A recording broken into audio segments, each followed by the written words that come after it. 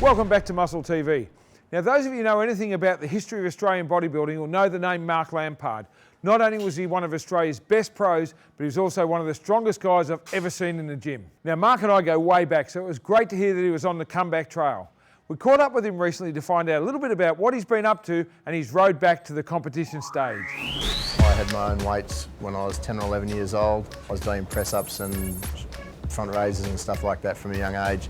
I think when I was probably 10 or 11, I saw a photo, I think the guy was Casey Viator, Mr. Universe, back in '77. It was on the back page of a comic book. I started doing press-ups and curls and all that kind of stuff from a young age, so I always sort of lifted weights. And then I went away with my wife, I think it was 1990, 91, holidays. I had a look at the photos when I got back. I'd been to Fiji, so I was in the bathers. I thought I needed to go back to the gym, so I went back to the gym and just happened to start training with a guy that had competed. He did a show, I went and watched the show, and it was a matter of, I reckon I could do that too. So we then both got ready 12 or 18 months later for the VIX in '93. He actually won his class, I came dead last, but it didn't put me off. And Tony Doherty sort of came up to me after the show and said, if you're going to do this next year, come and see me and we'll sort your diet out. And I did, and that's never looked back. Look, if I start something, a project, I'll see it through, I have to finish it. I'm either in or I'm out. I don't do things by halves. I'm OCD, that's it. I won the VIX, '95, I won the VIX again. I went up to the Nationals, didn't do very well, but that was another comp, another experience. Tony had always said I didn't put enough time into my posing. I came up at the gym once in about '94 or '95. I said to Tony, yeah, I can do a backflip, and he basically said, yeah, right.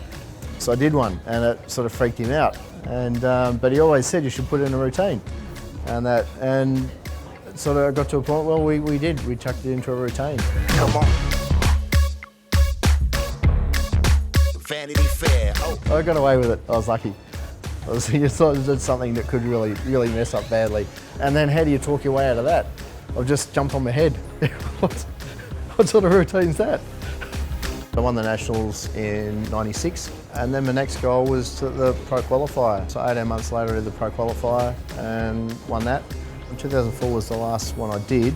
Did a few photo shoots, we did a couple of ads, which was fun.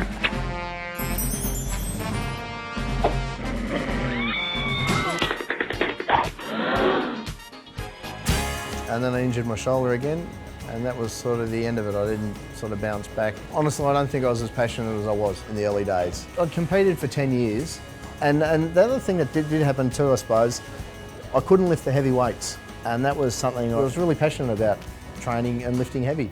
I literally used to abuse myself on that, to be honest. It wouldn't matter what you put on the bar, I'd be determined to lift it and that, and I didn't care if I broke something or tore something doing it. That was sort of the mindset. I go in there and I give it everything I got.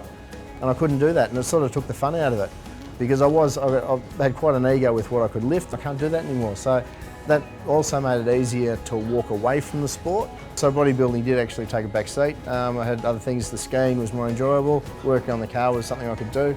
And the gym training was something I couldn't do the way I used to do. So I didn't enjoy it the same way. Spent too much time at work, and so the diet went out the window, etc. I had a bit of a lifestyle change. Weight started coming off. And then as the weight came off, I was actually losing the muscle that I did have, so I started training more. And I noticed Craig was training by himself in his gym, so I said, why don't we start training again? And we started training 7 days a week.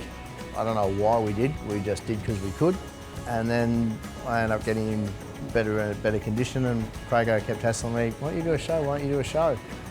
And eventually I gave in. I said, yeah, okay. My expectation is to try and get in the kind of shape that I want to get into. If I win or lose, that bit's not really, I'm not really thinking about that part of it. It's more of whether I can get myself in a shape and condition that I'm actually happy with. And I seem to be able to do that at the moment. Everything's coming along well. Failure hasn't been something I've thought about, and that hasn't even crossed my mind, to be honest. It's funny, everyone said to me, oh, so what are you going to do? You're going to do the Masters and that hadn't crossed my mind. Yeah, all right, I've got a big ego, and that I'd rather have a crack. 20 years ago, it'd actually be 20 years ago, it was '94, I won the VIX as a light heavyweight for the first time, and it was sort of in the back of my mind, 20 years later, 2 decades, that's pretty cool if I could do it again. The thing is, my body's responded better than I thought it would, and so now I'm sort of thinking about, let's see how I go in the Nationals, and if I can hold my own at this level, I wouldn't mind having a go at a pro show again. The fact that Tony's show is now part of the Arnold franchise, I reckon it'd be cool to do one of those, because it used to be invitational only, so I don't know whether I'd be allowed to do it or not, but that would be the ultimate goal, actually do that.